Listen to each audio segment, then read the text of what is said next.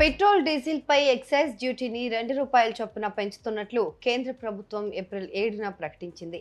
ఈ రోజు నుంచి ఈ పెంపు అమల్లోకి వచ్చింది. అయితే కేంద్ర ప్రభుత్వం వాహనదారులకు షాక్ ఇచ్చింది. లీటర్ పెట్రోల్ ధర, డీజిల్ ధరలపై రూ. 2 పెంచారని కొందరు సోషల్ మీడియాలో పోస్టులు పెడుతున్నారు. ఇక బీజేపీని వ్యతిరేకించే వారైతే మోదీ ప్రభుత్వం పైన విమర్శలు చేస్తూ పోస్టు చేస్తున్నారు. ఇంతకీ ఈ పెరిగిన ఎక్సైజ్ డ్యూటీ నిజంగా వాహనదారులపై భారంగా మారిందా? ఇప్పుడు చూద్దాం. నరేంద్ర మోదీ సర్కార్ దేశంలో పెట్రోల్, డీజిల్ ధరలను పెంచింది అంటూ సోషల్ మీడియాలో వార్తలు వైరల్ అవుతున్నాయి. వాహనదారులకు బిగ్ షాక్. దేశవ్యాప్తంగా పెట్రోల్, డీజిల్ ధరలపై ఎక్సైజ్ డ్యూటీని కేంద్ర ప్రభుత్వం పెంచింది. లీటర్ పెట్రోల్, డీజిల్ పై రూ. 2 చొప్పున ధరల పెంపు. పెరిగిన ధరలు ఇవాళ అర్ధరాత్రి నుంచి అమల్లోకి రానున్నాయి అని గ్రేట్ ఆంధ్ర అనే ఎక్స్ అకౌంట్ నుంచి ఏప్రిల్ 7న పోస్ట్ చేశారు. పెట్రోల్, డీజిల్ పై రూ. 2 చొప్పున ఎక్సైజ్ డ్యూటీని కేంద్ర ప్రభుత్వం పెంచిన మాట వాస్తవమే. ఈ మేరకు ఏప్రిల్ 7న కేంద్ర ఆర్థిక శాఖ ఒక ప్రకటన కూడా విడుదల చేసింది.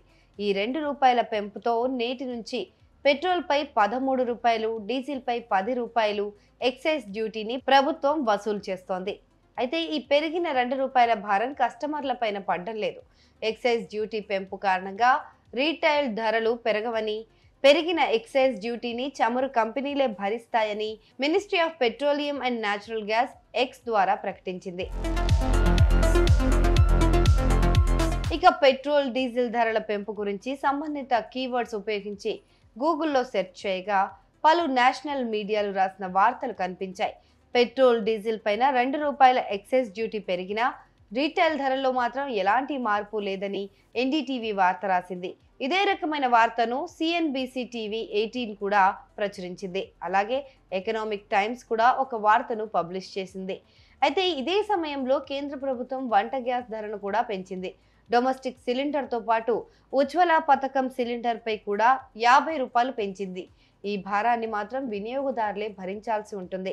కాబట్టి పెట్రోల్, డీజిల్ పైన ఎక్సైజ్ డ్యూటీ పెరిగిన మాట వాస్తవమే అయినా అది కస్టమర్ల పైన పడదు, ఆయిల్ కంపెనీలే భరిస్తాయి.